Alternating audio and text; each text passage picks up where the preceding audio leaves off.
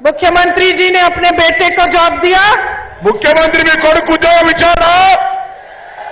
अपने ఆయన కుటుంబ సభ్యులకు మంత్రి పదవి ఇచ్చుకున్నారు కానీ మన పిల్లలకు ఉద్యోగాలు ఇవ్వాలి మీ కుటుంబ సభ్యులకు. यहाँ का एक, क्योंकि आज तेलंगाना में बेरोजगारी इतनी हो गई है कि देश के सारे प्रदेशों से ज्यादा है. ఈ రోజు ఎందుకు डिग्री लेते हैं. आजकल तो कोई ऐसा परिवार नहीं है जिसके घर में पढ़ा लिखा नौजवान नहीं है. सही बात है कि नहीं? నిరుద్యోగి ప్రతి ఇంట్లో కూడా ఒకరు ఉన్నట్టు ఎలా అంటున్నారు. गरीब से गरीब परिवार से पहले को शिक्षित करने का काम करता है. मेहनत अगर खेती में तो अपने बच्चे को शिक्षित करने के लिए, अगर मजदूर खेती में मेहनत करता है अपने बच्चे को शिक्षित करने के लिए, अगर सरकारी कर्मचारी मेहनत करता है तो अपने बच्चे को शिक्षित. పేదవాడి బిడ్డ గాని, కార్మికుడి బిడ్డ గాని, వ్యవసాయదారుడి బిడ్డ గాని, ప్రభుత్వం బిడ్డ గాని తాను కష్టపడి ఈ రోజు తన పిల్లల్ని చదివించుకుంటున్నటువంటి పరిస్థితి ఉంది. मेरी बहनें, आप यहां बैठी हो, दिन रात काम करती हो कि नहीं? मेहनत करती हो, दिन में खेती में जाती हो, बाद में सारा घर का काम करती हो, बच्चों की परवरिश करती हो. ఈ రోజు మహిళలుగా మీరు దినమంతా ఎందుకు చేస్తా ఉన్నట్టు? इसलिए करती हो क्योंकि तुम चाहती हो कि तुम्हारे बच्चे बड़े हों, उनका भविष्य अच्छा बने, वो एक अच्छी नौकरी करे, अच्छा रोजगार मिले, ताकि फिर जब आप बुढ़ी हो जाएंगी, जब आपकी एक उम्र हो जाएगी तो आपकी भी देखभाल करेंगे. करती हो ना? इसलिए ఎందుకు చేస్తున్నామంటే మన పిల్లల ఉజ్వల భవిష్యత్తుకు సంబంధించి వాళ్ళందరూ కూడా భవిష్యత్తులో సక్రమంగా ఉండాలి, వాళ్ళ అభివృద్ధి కావాలనే ఆలోచన కొద్దీ మనం ఇంత కష్టపడతా ఉన్నాం. तो सब अपने बच्चे को पढ़ाते लिखाते हैं. कभी कभी प्राइवेट में ट्यूशन की फीस देनी पड़ती है, बच्चों को भर्ती के एग्जाम पेपर देने पड़ते हैं. तो जहां से भी आप जिस तरह से आप जुगाड़ कर सकती हैं वो आप करती हैं और मदद करती हैं ताकि बच्चा पूरी तरह से अपनी पढ़ाई को पूरी करे. ఈ రోజు ఎన్ని రకాల ఇబ్బందులైనా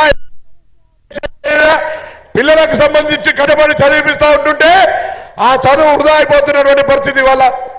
और ये सब इस आशा में करते हैं कि बच्चे का अच्छा रोजगार हो जाए. అన్ని ప్రభుత్వాలు కూడా చదువుకున్న పిల్లలకు ఉద్యోగాలు దొరకాలని ప్రయత్నం చేస్తాయి, ताकि उसका भविष्य सुरक्षित रहे और बड़े होकर उसका भविष्य मजबूत बन पाए. అతని యొక్క భవిష్యత్తు బాగుండాలని భవిష్యత్తులో. तो इसमें आप इतनी मेहनत करते हो, इतना काम करते हो, इसमें आप सरकार से क्या आशा रखते हो? यही आशा रखते हो कि भाई आपने मेहनत की, आपने मेहनत से बच्चों को पढ़ाया लिखाया. से क्या आशा रखते हो? यही आशा रखते हो कि भाई आपने मेहनत की, आपने मेहनत से बच्चों को पढ़ाया लिखाया. अब सरकार से ये आशा रखते हो कि कम से कम सरकार बच्चों के लिए रोजगार बनाए. ఇప్పుడు ఇంత కష్టపడి ఇన్ని రకాలుగా శ్రమపడి పిల్లలను పెంచితే ప్రభుత్వం నుంచి మనం ఏమి ఆశిస్తాం? వీళ్ళకు ఉపాధి అవకాశాలు, ఉద్యోగమో ఉపాధిలో దొరకాలనేటువంటి ఆశపడేటువంటి ప్రతి కుటుంబ సభ్యులు और बच्चों की शिक्षा में भी मदद करे, చదువుకు సంబంధించిన మద్దతు కూడా దొరకాలి, చదువుకు సంబంధించిన విషయంలో కూడా. लेकिन आपकी एक ऐसी सरकार है जिसने ये उम्मीद एकदम तोड़ दी है. आपके यहां जब बच्चे पेपर देते भी हैं भर्ती के लिए तो पेपर लीक हो जाता है, उसमें भी भ्रष्टाचार कर दिया है. కష్టపడి చదివి పరీక్ష రాయడానికి కూడా ప్రశ్న పత్రాలు లీక్ అయిపోయి ప్రశ్న పత్రాలు రాసేటువంటి పరిస్థితి, ఎగ్జామ్ రాసేటువంటి పరిస్థితి లేదు. तो ये तेलंगाना जिसके लिए यहां के हजारों नौजवान लड़े, आंदोलन किया, सैकड़ों शहीद हुए, इस तेलंगाना में उन्हीं नौजवानों की जो उम्मीदें हैं, उनके सपने हैं, वो तोड़े जा रहे हैं. ఏ ఆకాంక్షల కొరకైతే తెలంగాణ రావాలని కోరుకున్నామో వాళ్ళకే ఈ రోజు న్యాయం జరుగుతలేదు, వాళ్ళ ఆకాంక్షలు నెరవేర్తలేవు, వాళ్ళ అవకాశాలు ఎక్కడ కూడా కలుగుతలేవు అనేటువంటి మాట. आज तेलंगाना में महिलाएं असुरक्षित हैं, महिलाओं पर बहुत अत्याचार हो रहा है. ఈరోజు మహిళలకు రక్షణ లేదు, మహిళలపై అనేక అత్యాచారాలు జరుగుతూ ఉన్నాయి. आपको सबसे पहले तो महंगाई के बोझ से आपको दबा रखा है, उसके अलावा आप सुरक्षित नहीं हैं, आप पर अत्याचार होता है.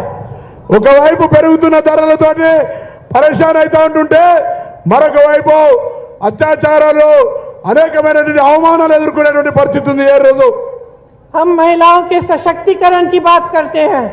हम चाहते हैं, कांग्रेस पार्टी चाहती है कि महिला अपने पैरों पे खड़े हो, उनको भी रोजगार मिले, उनको भी एक माध्यम हो कमाने का और आगे बढ़ने का. కాంగ్రెస్ పార్టీ ఆకాంక్షిస్తూ ఉంది మహిళలు స్వచ్ఛందంగా స్వేచ్ఛగా వాళ్ళ కాళ్ళ మీద వాళ్ళు నిలబడే, వాళ్ళ ఉపాధి అవకాశాలు తీసుకునే విధంగా వాళ్ళకి సంబంధించి ధైర్యంగా నిలబడేటువంటి ఒక విధంగా ఉండాలని కోరుకుంటుంది. लेकिन बीआरएस की जो सरकार है वो सरकार सिर्फ बड़े बड़े उद्योगपतियों के लिए चल रही है. आज కేసీఆర్ బీఆర్ఎస్ ప్రభుత్వం పెద్ద పెద్ద వాళ్ళ వ్యవస్థల కొరకు మాత్రమే పనిచేస్తూ ఉంది. క్షేత్రస్థాయిలో ఉండేటువంటి మనటువంటి వాళ్ళ జీవితాలు చూస్తలేదు. ఈరోజు गरीबों के लिए, महिलाओं के लिए, दलितों के लिए, पिछड़ों के लिए, किसानों के लिए कुछ नहीं कर रही. పేదల కోసము, దళితుల కోసము, గిరిజనుల కోసము, వెనుకబడ్డ వర్గాల కొరకు ఈ ప్రభుత్వం ఎక్కడ కూడా ఆలోచన చేయడం లేదు.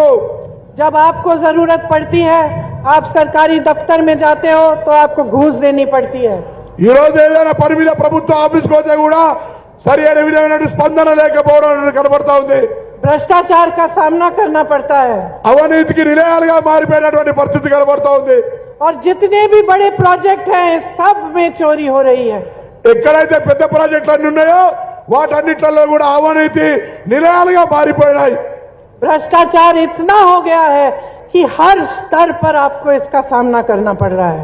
అవినీతి ఎంత పెద్ద స్థాయికి ఎదిగిందంటే ప్రతి స్థాయిలో అవినీతి అనేటువంటిది ఎక్కువగా అవినీతి జరిగిపోయేటువంటి పరిస్థితి ఉంది. इसका सबसे बड़ा नुकसान पता है किस पे होता है? आप लोगों पे होता है. అందరికంటే ఎక్కువ ఎవరికి నష్టం జరుగుతుందో మీకు తెలుసా? बड़े बड़े घोटाले होते हैं हजारों करोड़ रुपए के. ये सारी वो संपत्ति होती है जो आपके लिए योजनाएं बन सकती हैं, उससे आपके लिए अच्छे अच्छे काम हो सकते हैं. ये सारा वही पैसा है.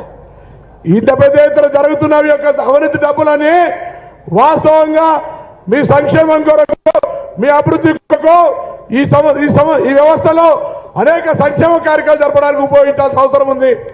आप सोचो कि किसानों का कर्ज माफ करना था, इन्होंने कर्ज माफ नहीं किया. రైతులకు రుణమాఫీ చేయాల్సి ఉండే సరైన విధంగా రుణమాఫీ జరగలేదు. राजस्थान में कांग्रेस की सरकार है, वहां कर्ज माफ किए. छत्तीसगढ़ में कांग्रेस की सरकार है, वहां कर्ज माफ किए. कर्नाटका में कर्ज माफ किए. రాజస్థాన్ లో రైతు రుణమాఫీ చేసింది, ఛత్తీస్గఢ్ లో రైతు రుణమాఫీ చేసిండ్రు, కర్ణాటకలో కూడా రైతుల యొక్క చెప్పిన విధంగా రుణమాఫీ చేసింది కాంగ్రెస్ ప్రభుత్వాలు. यहां पे जब कर्ज माफी की बात होती है, चाहे बीआरएस की सरकार है, चाहे नरेंद्र मोदी जी की बीजेपी की सरकार है, मना करते हैं. कैसे? हम कहते हैं हमारे पास पैसे नहीं है. రైతు రుణమాఫీ గురించి ఎప్పుడు చర్చకు వచ్చినా ఇక్కడున్న బీఆర్ఎస్ కావచ్చు, అక్కడ నరేంద్ర మోడీ కావచ్చు, ఆ అంశాన్ని మరుగున పెట్టేటువంటి ప్రయత్నం చేసి దానికి చర్చకు రాకుండా చేసే ప్రయత్నం చేస్తా ఉన్నారు. आपने अडानी जी का नाम सुना है? మీరు ఆదాని కథ విన్నారా? सुना है? విన్నారా? सुना है? कौन है? तुम हो? तो तुम बहुत रईस हो गए. अच्छा, नाम सुना. अडानी जी इस देश के वो बड़े उद्योगपति हैं जिनको नरेंद्र मोदी जी ने देश की सारी संपत्ति सौंप दी है. मतलब देश के बंदरगाह, देश के हवाई अड्डे, देश की बड़ी बड़ी कंपनियां सब इस बड़े उद्योगपति को दे रखी है. ఆదాని యొక్క పారిశ్రామికవేత్త, కానీ నరేంద్ర మోడీ గారి దేశం యొక్క సంపదను మొత్తం ఆయనకి అప్పచెప్పడం జరుగుతూ ఉంది. అది ఎయిర్ ఇండియా కావచ్చు, పోర్టులు కావచ్చు, రహదారులు కావచ్చు, రైల్వేలు కావచ్చు, ఎల్ఐసీలు కావచ్చు, ఏదైనా కూడా ఈరోజు ఈ దేశ సంపదనంతా కూడా నరేంద్ర మోడీ గారు ఆదానికి దోచి పెడతా ఉన్నాడు. आप सोच सकते हैं कि देश का किसान एक दिन में 27 रुपए कमाता है और अडानी जी ये सारी संपत्ति को लेकर एक दिन में 1600 करोड़ रुपए कमाते हैं. ఈ రోజు